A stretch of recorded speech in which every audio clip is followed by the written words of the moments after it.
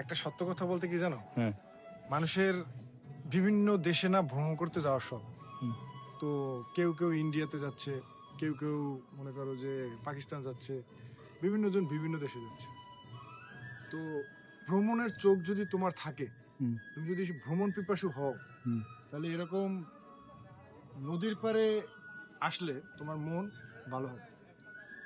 এই যে নদীটা দেখতেছো, এই নদীর এপার আর ওপারের সংযোগ শুধুমাত্র এই যে নৌকা, ওই যে নৌকা, নৌকায় মানুষের সংযোগ এপারের আর ওপারের। আমি এই ঘাটলাতে বসার পরে এই যে নদীর মৃদু হাওয়াটা আমার এত পরিমাণ ভালো লাগলো যেটা ধারণার বাইরে। এই লোকেশনটা হচ্ছে সারেঙ্গাল বাজারে।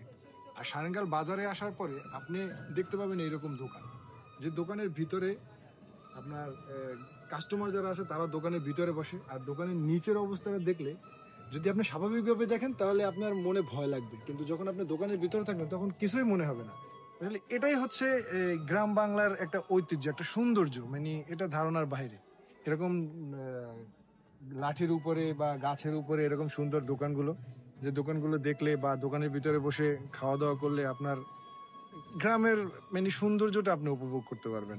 এটা আপনার 5 তারকা হোটেল না, এটা আপনার দেয়াল বিল্ডিং এর ঘর না, এটা হচ্ছে গ্রামের একদম খাঁটি গ্রামের দোকান, যেটা আমার মন এবং দিল আত্মতৃপ্তি হয়ে যাচ্ছে। এত সুন্দর পরিবেশ, ওয়াও অ্যামেজিং। বন্ধু তোমার কেমন লাগলো বলো তো? এক কথা অমায়িক, অসাধারণ। অমায়িক, হ্যাঁ, অমায়িক। অসাধারণ। যাই হোক, যারা আসবেন এই সারেঙ্গাল বাজারে আসলে এই মৃদু হাওয়ায় আপনি যখন ঘাটলায় বসবেন, ঘাটলায় বসলে আপনার মনটা ভালো হয়ে যাবে।